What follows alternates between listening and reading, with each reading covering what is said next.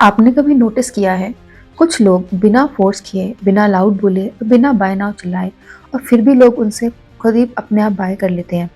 और कुछ लोग होते हैं जो डिस्काउंट देते रहते हैं, प्रेशर बनाते रहते हैं, फॉलो अप पे फॉलो अप करते रहते हैं, लेकिन फिर भी सेल्स नहीं होती है। क्वेश्चन ये नहीं है कि प्रोडक्ट कौन सा बेटर है, क्वेश्चन ये है सेलिंग का तरीका कौन सा रियल है। आज का प्रॉब्लम ये है कि हमें लगता है सेल्स मतलब कन्विंसिंग, सेल्स मतलब बोलना, सेल्स मतलब प्रेशर। बट रियलिटी बिल्कुल उल्टी है। रिसर्च कहती है, हार्वर्ड बिजनेस रिव्यू के अकॉर्डिंग टॉप सेल्स परफॉर्मर्स ज़्यादा नहीं बोलते, ज़्यादा समझते हैं। और मैकेंजी के डेटा के हिसाब से ओवर 70% बायर्स तभी बाय करते हैं जब उन्हें लगता है कि सेल्स पर्सन उनकी सिचुएशन समझ रहा है।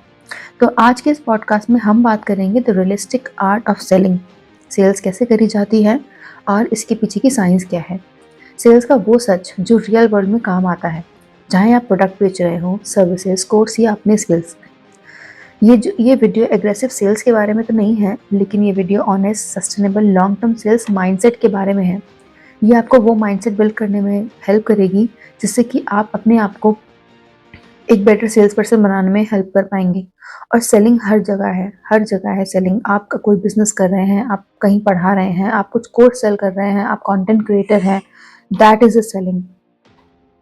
Y most people fail at sales. सबसे पहले एक अनकंफर्टेबल ट्रुथ सुनो। मोस्ट लोग सेल्स में इसलिए फेल नहीं होते क्योंकि उनका प्रोडक्ट खराब होता है।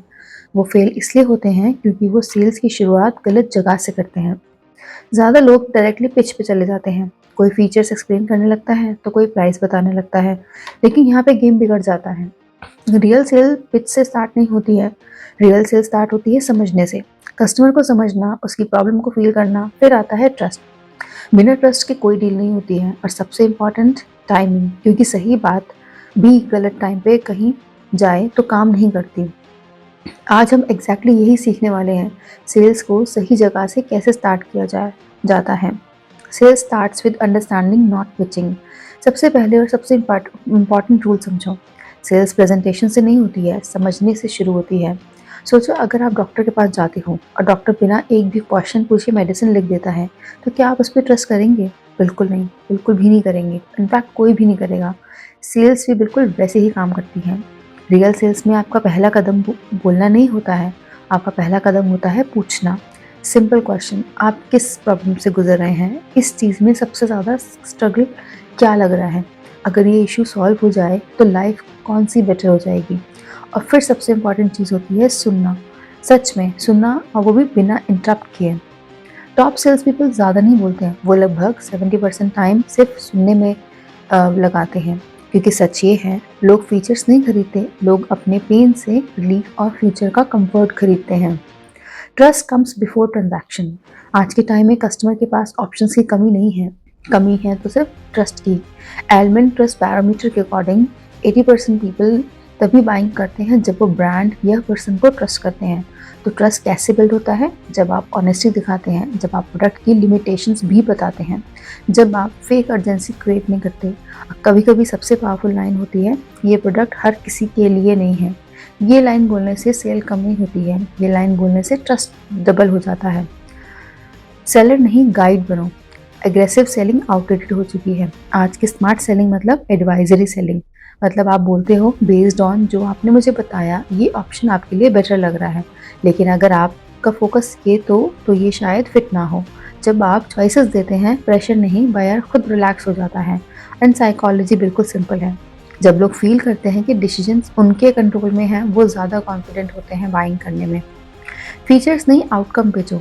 एक बहुत कॉमन मिस्टेक होती है सेल्स में। हम बोलने लगते हैं, इस प्रोडक्ट का मटेरियल हाई क्वालिटी है, इस सर्विस में एडवांस टेक्नोलॉजी यूज़ हुई है, लेकिन कस्टमर के दिमाग में सिर्फ एक ही सवाल चल रहा होता है बैकग्राउंड में कि मुझे क्या मिलेगा। उसे फ़र्क नहीं पड़ता है टेक्नोलॉजी से, उसे फ़र्क नहीं पड़ता है रिजल्ट से। इसलिए बात ऐसे करो, ये आपका टाइम बचाएगा, ये आपका डेली स्ट्रेस कम करेगा, ये लॉन्ग टर्म में आपके पैसे सेव करेगा। जब आप आउटकम की बात करते हैं तो कस्टमर खुद कनेक्ट फील करता है। सच ये है कि कस्टमर प्रोडक्ट नहीं खरीदता, कस्टमर बेटर लाइफ का प्रॉमिस खरीदता है। Objections are not rejections. जब कस्टमर बोलता है प्राइस ज़्यादा है, मैं सोच के बताऊंगा, या मुझे तो डाउट है, तो उसे रिजेक्शन नहीं समझना, ये ऑब्जेक्शंस नहीं होते हैं, ये इंटरेस्ट के सिग्नल्स होते हैं। गलती तब होती है जब हम आर्ग्यू करना स्टार्ट कर देते हैं या डिफेंड मोड में चले जाते हैं। सही अप्रोच सिंपल है। पहली एक्नॉलेज करो, बिल्कुल ये वैलिड कंसर्न है। फिर क्लैरिफाई करो, प्राइस इशू है, वैल्यू भी अभी क्लियर नहीं हुई है। और फिर कामली रिफ्रेम करो, ऑब्जेक्शन को बेनिफिट से जोड़ो। याद रखो, पुश करने से रेजिस्टेंस बढ़ता है, समझने से रेजिस्टेंस धीरे धीरे डिसॉल्व हो जाता है। Timing beats talents. कभी कभी आप अपनी पिच बेस्ट पिच देते हो, सब कुछ सही बोलते हो, फिर भी सेल नहीं होती। इसका रीज़न टैलेंट की कमी नहीं होता, टाइमिंग गलत होता है। इसलिए एक सिंपल और ऑनेस्ट क्वेश्चन बहुत पावरफुल होता है। Is this a priority for you right now? अगर आंसर नो हो तो पुश मत करो, रिस्पेक्टफुली स्टेप बैक ले लो। यही एक सरप्राइजिंग ट्रुथ भी है कि जो सेल्स पर्सन प्रेशर क्रिएट नहीं करता, बायर उसे याद रखता है। और जब बायर के लिए टाइमिंग सही होता है, उसे कन्विंस करने की ज़रूरत नहीं पड़ती, बायर खुद वापस आ जाता है। Follow up is where sales are born. एक इम्पॉर्टेंट बात समझो, मोस्ट सेल्स पहली कन्वर्सेशन में नहीं होती हैं। डेटा भी यही कहता है। एवरेज बायर को डिसीजन लेने से पहले 5 से 7 टच पॉइंट्स चाहिए होते हैं। लेकिन फॉलोअप का मतलब स्पैम करना नहीं होता, जस्ट चेकिंग टाइप मैसेज काम नहीं करते। स्मार्ट फॉलोअप का मतलब है वैल्यू देना, कुछ यूजफुल शेयर करो, रिमाइंडर के बजाय हेल्प भेजो, कंसिस्टेंस रहो लेकिन डेस्परेट नहीं। कभी कभी एक सिंपल मैसेज ही काफ़ी होता है।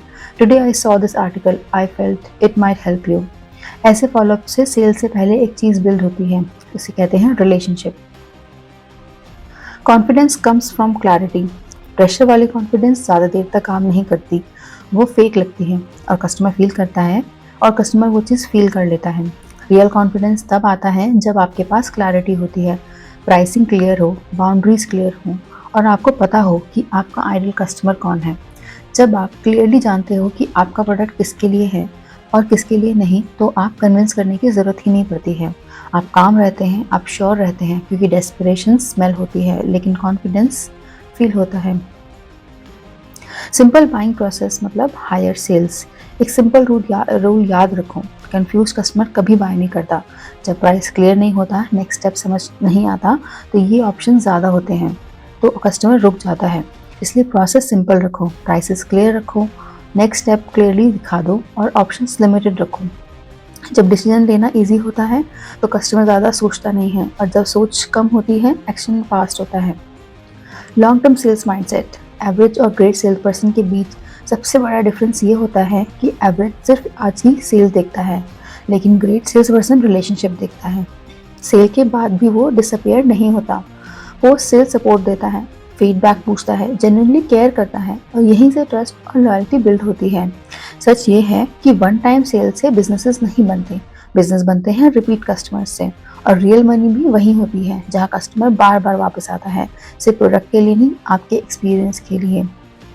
हेंस सेल्स जो है वो मैनिपुलेशन नहीं है, सेल्स प्रेशर नहीं है, सेल्स है problem solving with an honesty, listening with patience, communicating with clarity. जब आप कस्टमर को रिस्पेक्ट करते हो, उनकी रियलिटी समझते हो, क्लियर और काम रहते हो, तो सेलिंग ऑकवर्ड नहीं लगती, सेलिंग नेचुरल हो जाती है। और जब सेलिंग नेचुरल होती है, सेल्स ऑटोमेटिक हो जाती हैं। अगर आपको ये पॉडकास्ट हेल्पफुल लगा हो तो प्लीज़ लाइक ज़रूर करना, शेयर करना किसी के साथ जो सेल्स से स्ट्रगल कर रहा है, और कमेंट में बताना कि कौन सा पॉइंट आपके लिए सबसे पावरफुल था। और याद रखना, ग्रेट सेल्स पीपल पैदा नहीं होते, वो बनाए जाते हैं प्रैक्टिस से, पेशेंस से और इंटीग्रिटी से। मिलते हैं नेक्स्ट एपिसोड में। Thank you.